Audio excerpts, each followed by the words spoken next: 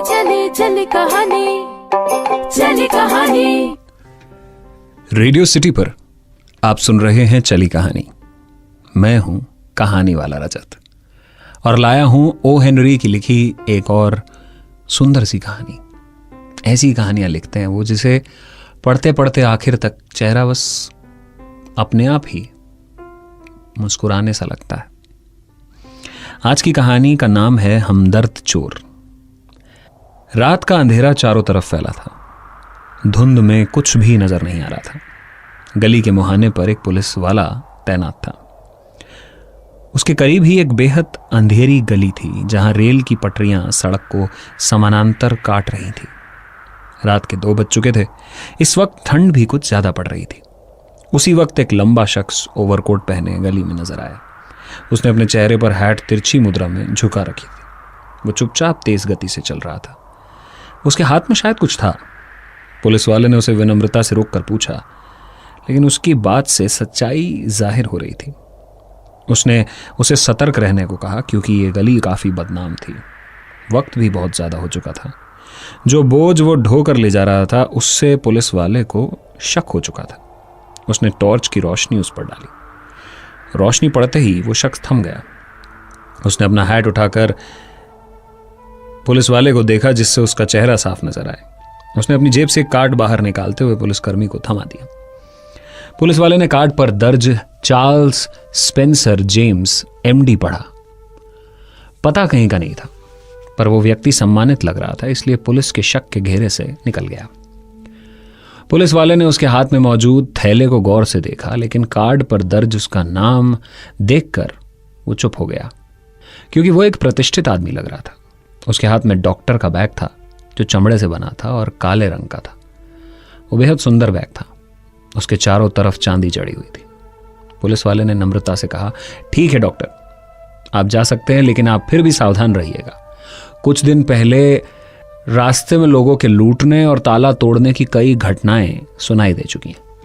अपना सिर सहमति में हिलाकर वो आगे बढ़ गया। उस रात 3 जगहों पर पुलिस वाले ने उसका कार्ड देखा, अलग अलग पुलिस वालों ने, लेकिन डॉक्टर का बक्सा देखकर शरीफ व्यक्ति समझकर छोड़ दिया। वैसे डॉक्टर जेम्स लोगों की दृष्टि में अच्छा नागरिक था। वो प्राय देरी से ही सोकर उठता था, लेकिन शांति के रक्षकों में से कोई भी दंग रह गया होता अगर उसने उसका वो अत्याधुनिक बॉक्स खोल के देखा होता।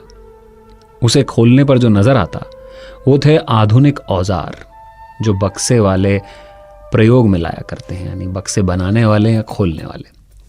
औजार अलग अलग तरह के थे। छोटा पर मजबूत जिम्मी, अनोखी तरह की चाबियां, छेद करने की मशीन जो इस्पात को काटने में इस प्रकार समर्थ थी जैसे कि चूहा पनीर को खाने में होता है। दवा के बॉक्स में आंतरिक हिस्से में एक थैली में 4 औंस नाइट्रोग्लिसरीन की एक शीशी थी जो आधी खाली थी। औजार के नीचे चंद मुड़े हुए नोट, मुट्ठी भर सोने के सिक्के, पैसे और सब मिलाकर $830 थे। अपने दल में doctor James the swell Greek के नाम से विख्यात था। इस नाम का आधा भाग उसके शांत और भद्र तरीकों का प्रतीक था, तो दूसरा हिस्सा सेंधमारी के भाईचारे में नेता, योजना बनाने वाला या अपने पते और स्थिति की शक्ति तथा इज्जत के दम पर सूचना देने वाला था, जिसकी बुनियाद पर वह अपनी योजनाएं निर्धारित करते और बुरे काम किया करते थे।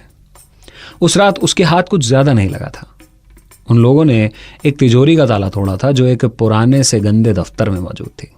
शनिवार की रात $2500 से ज्यादा दे सकती थी, लेकिन उन्हें यही कुछ मिला और अपनी प्रथा के अनुसार उन्होंने उसी स्थान पर इसके 3 हिस्से बराबर कर लिए। उन्हें $10-12 हज़ार मिलने की उम्मीद थी, लेकिन मालिकों में से कोई पुराने ढंग का साबित हुआ। अंधेरा होने के बाद वो बक्से में रखकर सादा ज्यादातर पैसा अपने घर ले गया। वीरान 24वीं सड़क पर डॉक्टर जेम्स आगे बढ़ा। यहां तक कि थिएटर के लोग भी जो शहर में रहते थे सो चुके थे। फुहार सड़क पर एकत्र हो गई थी और बारिश के कारण ठंडी हवा घरों के बीच से बहने लगी थी। डॉक्टर के पांव अभी ईंटों से बनी ऊंची रिहायशी के कोने पर टिके ही थे कि सामने का दरवाजा खुला और एक नीग्रो महिला सीढ़ियों से फर्श पर उतरी। उसने बड़बड़ाते हुए खुद से कुछ कहा। वो दक्षिण के उस वर्ग की लगती थी जो परिचित और वफादार था, और ये उसके मोटे साफ एप्रन और सर पर रुमाल लगे व्यक्तित्व से जाहिर भी हो रहा था। उस महिला ने आखिरी सीढ़ी पर पैर धरा तभी डॉक्टर जेम्स सामने आया।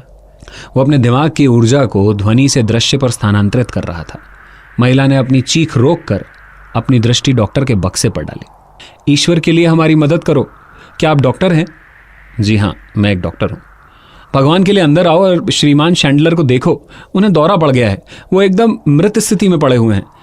एमी ने मुझे डॉक्टर लाने को भेजा था, भगवान का शुक्र है कि आप मिल गए। रास्ता किधर है? जेम्स ने पूछा। अगर तुम मुझे ले जाना चाहती हो तो मैं तैयार हूं। वो महिला उसे घर के भीतर ले गई और फिर गलीचा लगी सीढ़ियों से ऊपर 2 बार मध्यम रोशनी वाले गलियारों से गुजरे। वहां से गुजरते वक्त महिला ने, जो अब तक बुरी तरह से हाँफ रही थी, एक कमरे का दरवाजा खोला। एमी, मैं डॉक्टर को ले आई हूं। डॉक्टर जेम्स कमरे के भीतर पहुंचे और पलंग के पास मौजूद युवती के आगे अभिवादन से सर झुकाया। फिर उसने अपना दवा का बक्सा एक मेज पर रख दिया, अपना ओवरकोट उतारकर कुर्सी की पीठ पर टांग दिया और पलंग की तरफ बढ़ा। वहां एक शख्स लेटा था। वो इस तरह पड़ा हुआ था जैसे कहीं जाने को तैयार हो। उसके वस्त्र काफी कीमती थे, उसके पैरों में जूते ही नहीं थे। वो वहां लेटा था, ऐसे लेटा था जैसे कि मर गया हो। डॉक्टर जेम्स कभी कभार डॉक्टर के पेशे के अंतर्गत कहीं जाता तो उसके पहली बार ही जाने पर स्त्रियां उसे बता दिया करती थी कि वो अपने आभूषण कहाँ रखती हैं। डॉक्टर जेम्स की खोजपूर्ण दृष्टि ने पूरे कमरे का मुआयना करना शुरू कर दिया था। उसमें बेहद कीमती सामान मौजूद था। फिर उसने उस लड़की का मुआयना किया। वो मुश्किल से 20 बरस की थी और बेहद खूबसूरत लग रही थी, लेकिन इस वक्त उसके चेहरे पर गहरी उदासी थी। उसके ऊपर दुख का कोई पहाड़ टूट पड़ा था। उसके माथे पर नील पड़ा हुआ था। डॉक्टर ने अनुमान लगाया कि 6 घंटे पहले उसको वो नील पड़ गया था। डॉक्टर जेम्स ने रोगी की नब्ज देखी। उसकी बोलती आंखों ने लड़के से सवाल किया। लड़की ने जवाब दिया, मैं श्रीमती शैंडलर हूं। उसने अपना परिचय देते हुए कहा, आपके आने से 10 मिनट पहले ही मेरे पति को दौरा पड़ा था। उन्हें पहले भी दिल के दौरे पड़ चुके हैं और उनमें से कुछ तो बेहद खतरनाक थे। वो बाहर से देर से आए थे, शायद वो कहीं रात के खाने के लिए निमंत्रित थे। डॉक्टर जेम्स ने रोगी को गौर से देखा और वो चाहे किसी भी पेशे में हो, अपनी पसंद के अनुसार मामले को देखेगा। उस व्यक्ति की उम्र 30 बरस की थी। उसके चेहरे पर निडरता और बर्बादी के चिन्ह साफ नजर आ रहे थे। उसके कपड़ों में से शराब की तेज गंध आ रही थी। डॉक्टर ने उसके बाहरी वस्त्रों को खोला और फिर एक चाकू की सहायता से कॉलर से कमर तक कमीज को चीर दिया। सभी बाधाएं दूर हो गई थी। उसने अपना कान दिल से लगा दिया था और धड़कनें सुनने लगा। थोड़ी देर बाद बोला, इनकी बीमारी वॉल्व संबंधी है, किंतु अब भी खतरे की स्थिति है। वो फिर धड़कन सुनने लगा। इस बार उसने इलाज कर लेने के यकीन के साथ कहा, इनका मिट्रल वॉल्व पूरी तरह से काम नहीं कर पा रहा है। तब उसने मरीज की पत्नी की तरफ देखा और कहा, देखिए मैडम, आशा है कि इससे पहले कि वो अपनी बात पूरी कर पाता, रोगी की पत्नी मूर्छित होकर फर्श पर गिर पड़ी। उसे शीघ्रता से उस नीग्रो महिला ने आगे बढ़कर अपनी बाहों का सहारा दिया। डॉक्टर जेम्स बोला, जल्दी से इनके पैर ऊपर उठाओ। इसका कक्ष किधर है? इसे लेटा दो जल्दी। वहां है डॉक्टर, उसने इशारा किया। कमरे में ले जाकर उसे पलंग पर लेटा दिया गया। उसकी नाड़ी धीमी गति से चल रही थी। वो मूर्छा की स्थिति में थी। उसे होश आने में वक्त लग सकता था। शायद बहुत थकी हुई हैं, डॉक्टर ने बोला, लेकिन अब इनके दिमाग को चैन मिल जाएगा। जब ये जाग जाएं तो इन्हें ब्रांडी पिला देना, एक अंडा भी साथ में दे देना। फिर वो निशान देखकर बोला, इनके माथे पर ये निशान कैसा? ये गिर पड़ी थी डॉक्टर। नहीं नहीं नहीं, मैं झूठ नहीं बोल सकती, उसने जल्दी से कहा। मैं उस पाजी की वजह से झूठ नहीं बोलूंगी। उसी ने ये चोट लगाई थी और मैंने वचन दिया था कि मैं किसी को नहीं कहूंगी। लेकिन डॉक्टर उठकर लैंप के पास पहुंचा और उसका प्रकाश धीमा कर दिया। तुम अपनी मालकिन के पास यहीं रुको, उसने हिदायत दी। खामोशी के साथ बैठना ताकि आराम से सोती रहे। अगर वो जाग जाए तो उन्हें ब्रांडी दे देना। यहां इससे भी ज्यादा बातें हैं, नीग्रो महिला ने बताया। लेकिन डॉक्टर ने उसे संकेत देकर चुप करा दिया और दूसरे कमरे में चला गया। उसने दरवाजा बंद कर लिया। पलंग पर लेटा हुआ रोगी हरकत नहीं कर रहा था, लेकिन उसकी आंखें खुली थी। उसके होंठ कुछ कहने के लिए फड़फड़ा रहे थे। डॉक्टर जेम्स ने सुनने के लिए उसके पास सर झुकाया। पैसा, पैसा, वो बोला। क्या तुम मुझे सुन पा रहे हो?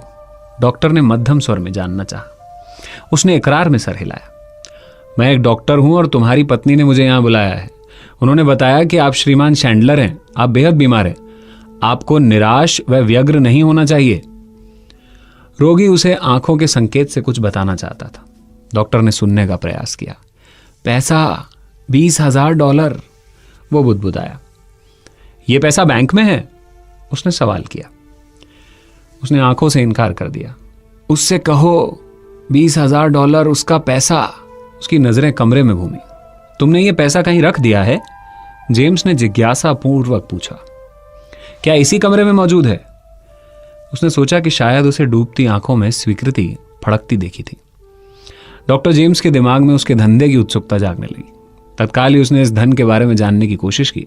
वो किसी भी स्थिति में इस धन को पाना चाहता था। उसने जेब से अपना दवाई लिखने वाला पैड निकाला और एक कागज पर उसने दवाई लिखी और द्वार पर जाकर वृद्धा स्त्री को पुकारा और आदेश दिया कि वो ये दवाई लेकर आए। वो स्त्री तत्काल रवाना हो गई। डॉक्टर रोगी की पत्नी की पलंग के पास खड़ा था। उसने देखा कि अब वो गहन निद्रा में है। उसकी नाड़ी तेज चल रही है और माथा ठंडा है। यदि उसे जगाया ना जाए तो वो देर तक सो सकती थी। उसने बाहर निकलते वक्त दरवाजा बंद कर दिया। डॉक्टर जेम्स ने कलाई घड़ी पर नजर डाली। उसने सोचा कि पूरा आधा घंटा है। इससे पहले कि वो नीग्रो महिला दवाई लेकर नहीं आ सकती तो अब अपना काम करना चाहिए। फिर उसने खोजपूर्ण नजरों से कमरे में यहां वहां देखना शुरू किया। एक कोने में पानी का घड़ा और शीशे का ग्लास नजर आया। उसने औषधि के बक्से से एक शीशी निकाली जिसमें नाइट्रोग्लिसरीन था।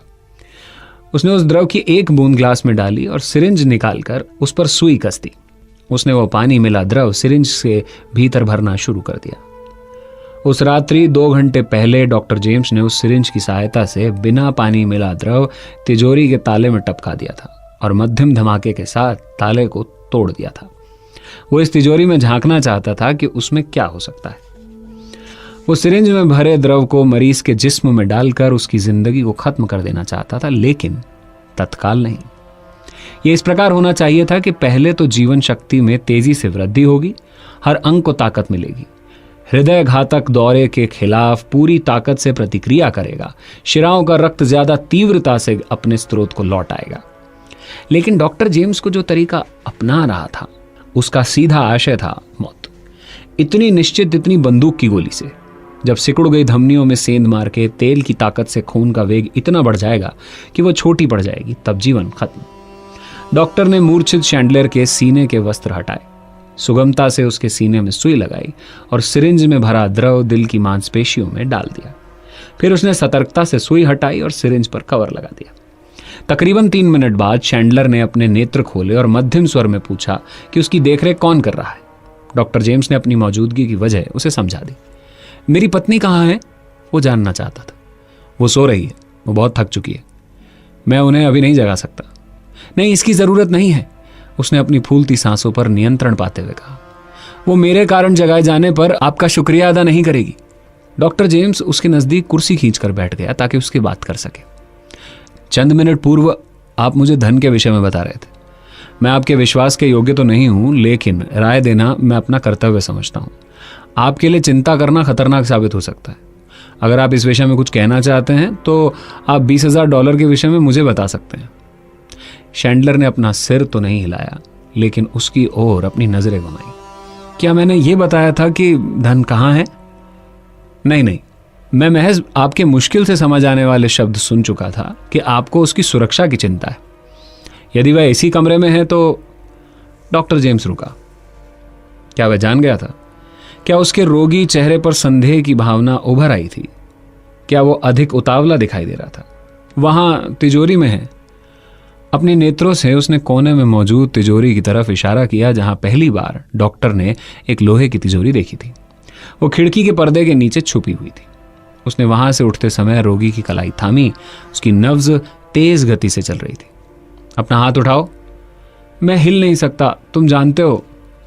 डॉक्टर तत्काल कक्ष के दरवाजे तक आया। उसने गेट को खोला और इधर उधर देखा। सब कुछ शांत था। निशब्द वह तिजोरी के करीब पहुंच गया। उसने गहनता से मुआयना किया। यह तिजोरी बेहद पुरानी और सामान्य से ढंग की थी। चोरों और नौकरों की सुरक्षा देने की कम ही सामर्थ्य थी इस तिजोरी में। उसकी योग्यता को देखते हुए यह महज खिलौना थी। डॉक्टर के लिए काम बेहद सरल था। अन्य तरीकों से वो 1 मिनट में उसे खोल सकता था। अंदाजा लगाकर उसने हत्था घुमाया और तिजोरी का दरवाजा खोल दिया। तिजोरी खोलते ही वो दंग रह गया, क्योंकि तिजोरी में कुछ नहीं था। वो एकदम खाली पड़ी थी, जिसमें कागज का टुकड़ा भी नहीं था। डॉक्टर जेम्स उठकर पलंग तक आया। दम तोड़ते हुए उस शख्स के मस्तिष्क पर बहुत पसीना आ रहा था। उसके अधरों पर हंसी उड़ाती उदास मुस्कान थी। मैंने ऐसा पहले कभी नहीं देखा, उसने दर्द भरे स्वर में कहा। दवा और चोरी एक साथ? इस स्थिति में डॉक्टर जेम्स की महानता का इतना कठोर परीक्षण कभी नहीं हुआ था। आज वो खुद अपने ही शिकार के हाथों फंस चुका था, लेकिन उसने अपनी गरिमा और संतुलन बनाए रखा। उसने घड़ी में समय देखा और रोगी के मरने की प्रतीक्षा करने लगा। तुम धन के बारे में बेहद चिंतित थे डॉक्टर, वो बोला। मैंने तमाम धन की रेस खेल ली। मैं एक बुरा आदमी हूं डॉक्टर, लेकिन मैं आज तक ऐसे बदमाश से नहीं मिला जैसे तुम हो। क्या तुम मुझे कुछ पानी पिलाओगे? डॉक्टर ने उसे पानी पिलाया। बेहद कठिनता से उसने पानी पिया। औषधि का प्रभाव तेजी से हो रहा था, लेकिन उसकी दम तोड़ती कल्पना में एक और प्रहार शेष था। जुआरी, शराबी, खर्चीला, मैं सब कुछ था, लेकिन एक डॉक्टर और चोर। डॉक्टर के पास एक ही जवाब था। वो शैंडलर की चमकती आंखों में देखने लगा और उसकी बीवी के कमरे की ओर संकेत किया, किंतु वह रोगी उसके संकेत की तरफ नहीं देख पाया।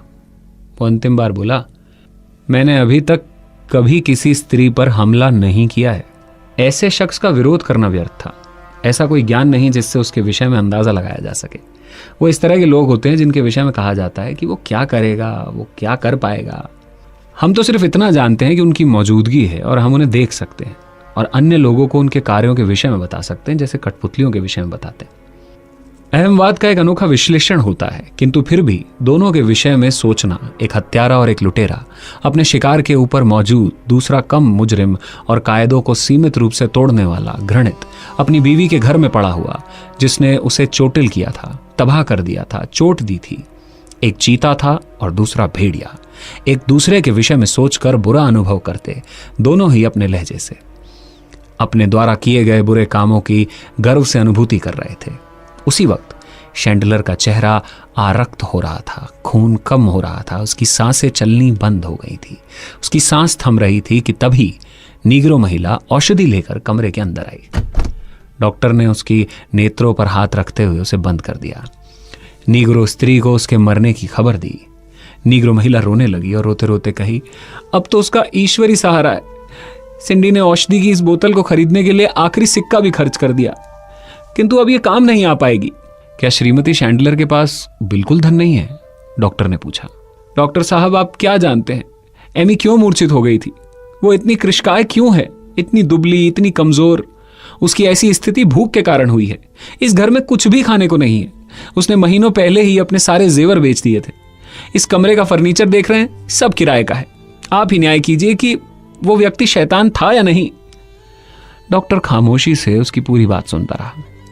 वह उसे आरंभ से अंत तक की तमाम बातें बताती चली गई। सुदूर दक्षिण में एक आदर्श घर, शीघ्र विवाह पर पछतावा, गलियों से परिपूर्ण वातावरण, तमाम धन 2 महीने में तबाह कर देना। नीग्रो महिला का सामान्य सहनशील और उच्च कोटि का प्रेम उसकी मालकिन के प्रति आखिर तक कायम था। अंततः जब वह थमी, डॉक्टर ने पूछा कि क्या घर में विस्की या कोई और शराब थी? वृद्ध औरत ने उसे बताया कि बाईं ओर के खाने में शैंडलर द्वारा छोड़ी गई आधी बोतल ब्रांडी थी। ब्रांडी तैयार करो, जैसा कि मैंने तुम्हें बताया था। डॉक्टर जेम्स ने कहा कि अपनी मालकिन को उठाओ और उसको वो पीने को दो। उसे बताओ कि क्या हो गया है। 10 मिनट के बाद श्रीमती शैंडलर वहां आ गई। वो नींद पूरी होने और ब्रांडी के कारण कुछ ताकतवर नजर आ रही थी। डॉक्टर जेम्स ने एक चादर से मृत देह को ढक दिया था। उसकी पत्नी ने शोकपूर्ण नजर से उधर देखा। वो भयभीत दिखाई दे रही थी। वो अपने संरक्षक की ओर गई। उसकी आंखें सूखी और चमकदार थी। दुख से उसका साथ ज्यादातर था। उसकी आंखों के आंसू सूख चुके थे। डॉक्टर जेम्स ओवरकोट और हैट पहने, औषधि का बक्सा हाथ में लिए मेज के करीब खड़ा था। उसका चेहरा शांत और उदास था। इंसान के दुखों को देखते रहने के अभ्यास ने उसे ऐसा बना दिया था। उसकी आंखों से हमदर्दी झलक रही थी। उसने नम्रता से कहा कि रात बहुत हो चुकी थी और मदद मिलने की उम्मीद नहीं थी, इसलिए वो स्वयं उचित व्यक्तियों को जरूरी काम के लिए यहां भेज देगा। उसने खुली हुई तिजोरी की ओर संकेत किया और बोला, एक बात मैं आपको और कहना चाहूंगा। आपके पति मरते वक्त मुझसे तिजोरी खोलने को कह रहे थे। उसने मुझे तिजोरी खोलने का नंबर बताया। यदि आपको आवश्यकता पड़े तो आप भी स्मरण रखिएगा, 41 है इसका नंबर। उसने मुझे आपको जगाने से मना कर दिया था। वो जानता था कि उसकी मौत करीब है। उसकी तिजोरी में ये रकम रखी थी जो उसने आपके लिए रख छोड़ी है। उसने मेज की तरफ इशारा किया। वहां नोटों की गड्डियां रखी हुई थी। पैसा वहां रखा है, $830 है। मैंने अपना कार्ड यहाँ छोड़े जा रहा हूं। अगर आपको कभी मेरी आवश्यकता हो तो मुझे याद कीजिएगा। उसकी बात सुनकर शैंडिलर की पत्नी जोरों से रोने लगी। वो मुड़ी और अपनी सेविका के कंधे पर सर रखकर रोने लगी और अपना दुख जाहिर करने लगी। बेहद सांत्वना और सहानुभूति प्राप्त करने के बाद अंत में उसने अपना सर उठाकर देखा, लेकिन तब तक वो डॉक्टर जा चुका था। क्या कहेंगे आप इस कहानी को? हमदर्द चोर या फिर हमदर्द डॉक्टर या डॉक्टर चोर? किसी भी तरह से सुनिए, कहानी बड़ी खूबसूरत थी। महान कहानीकार ओ हेनरी की लिखी हुई ये कहानी मैंने आपको सुनाई चली कहानी में रेडियो सिटी पर। फिर लौटूंगा एक और कहानी लेकर। मैं हूं कहानी वाला रजत। मिलिए मुझसे हर रविवार रेडियो सिटी पर। चले चले चले चले चले कहानी, चले कहानी।